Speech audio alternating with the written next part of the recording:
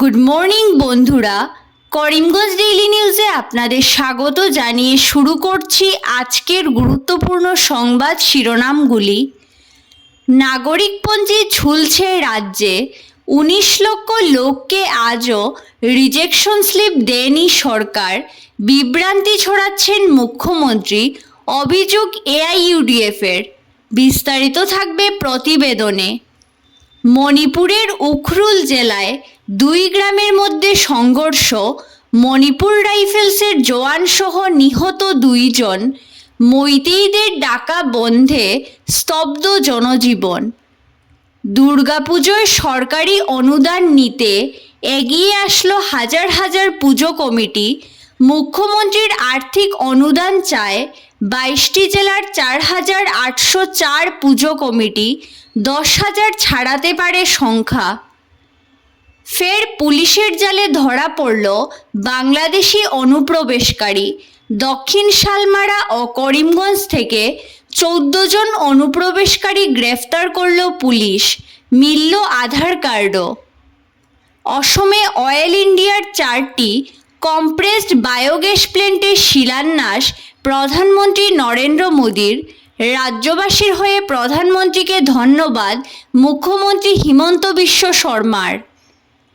সংস্কারের ২০ দিনের মধ্যেই পিচ উঠে যাচ্ছে শিলচর শহরের রাস্তার, হস্তক্ষেপ চেয়ে মুখ্যমন্ত্রীকে স্মারকপত্র সক্রিয়পন্থী প্রবীণ নাগরিক ফোরামের। দক্ষিণ হাইলাকান্দির জামিরায় বিদ্যুৎস্পৃষ্ট হয়ে মৃত্যু যুবকের, এই ঘটনায় চাঞ্চল্যের সৃষ্টি এলাকায়। মরণ ফাঁদে পরিণত হয়েছে জাটিঙ্গা হারাঙ্গাজাও মহাসড়ক, ৪ লেনের পথ নির্মাণে ব্যর্থ নাহাই।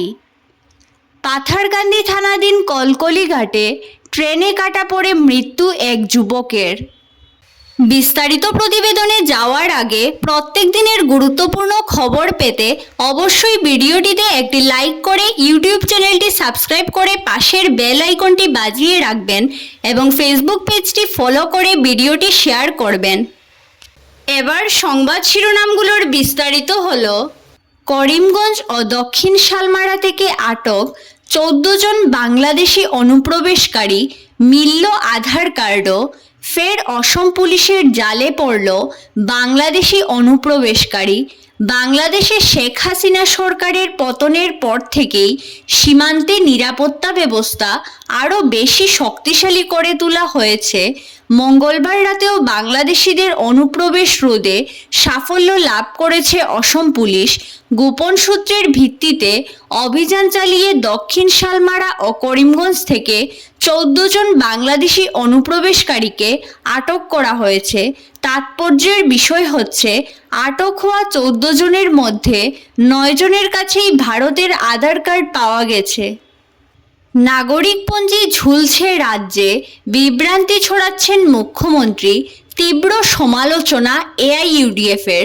অসমে নাগরিকপঞ্জি ঝুলে রয়েছে নামহীন ১৯ লক্ষ লোককে আজও রিজেকশন স্লিপ দেয়নি সরকার, কিন্তু ঝাড়খণ্ড হরিয়ানায় গিয়ে নাগরিকপঞ্জি নিয়ে বিভ্রান্তি ছড়াচ্ছেন মুখ্যমন্ত্রী।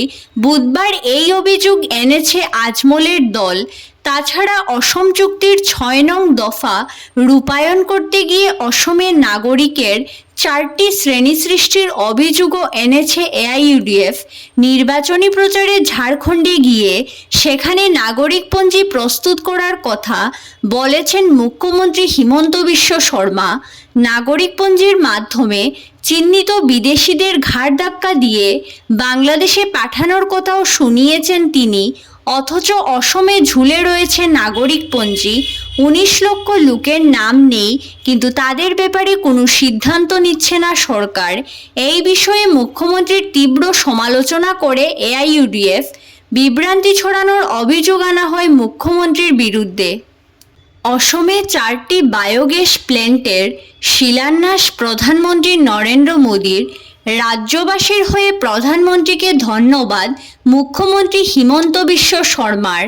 বুধবার গান্ধী জয়ন্তীর দিনই অসমে অয়েল ইন্ডিয়ার ৪টি কম্প্রেসড বায়োগ্যাস প্ল্যান্ট নির্মাণের শুভারম্ভ করলেন প্রধানমন্ত্রী নরেন্দ্র মোদী।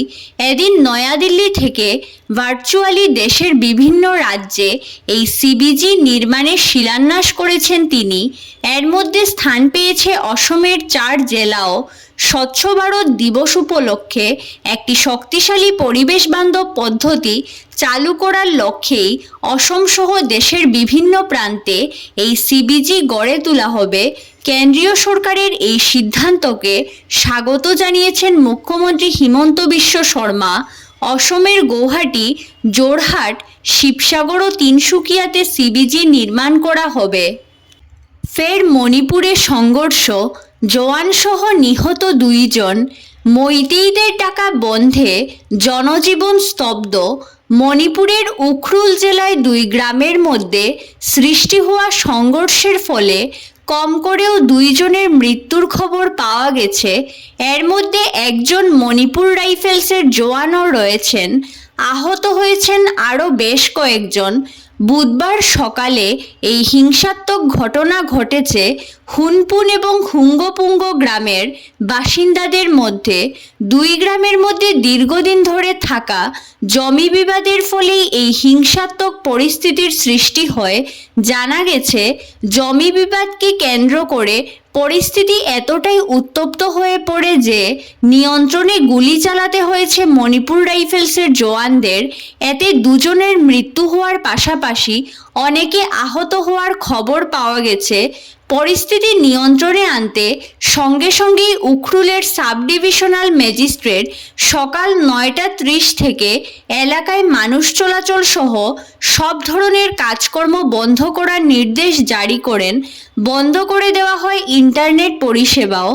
এদিকে মণিপুরের 5টি জেলায় মৈতেই গ্রুপ জয়েন্ট অ্যাকশন কমিটির ডাকা শাটডাউনের ফলে বুধবার এই জেলাগুলির স্বাভাবিক জনজীবন ব্যাহত হয়েছে।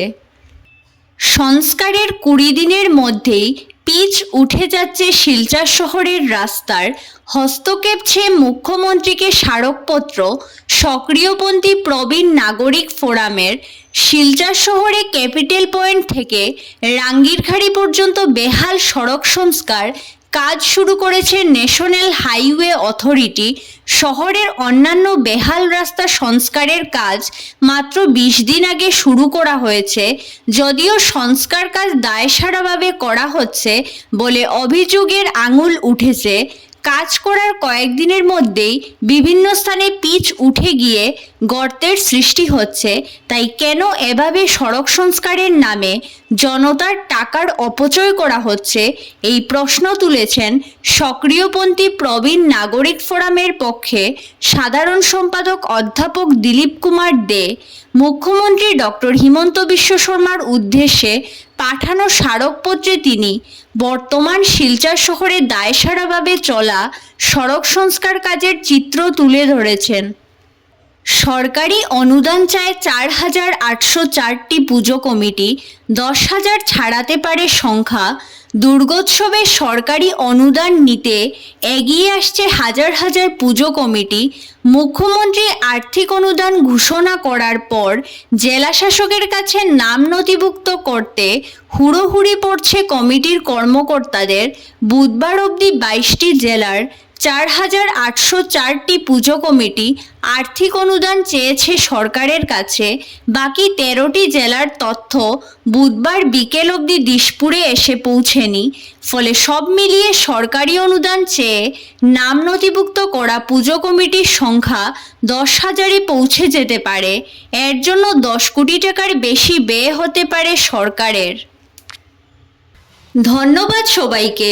আরও নতুন নতুন খবর পেতে করিমগঞ্জ ডেইলি নিউজ পেজটিকে ফলো করে সঙ্গে থাকুন।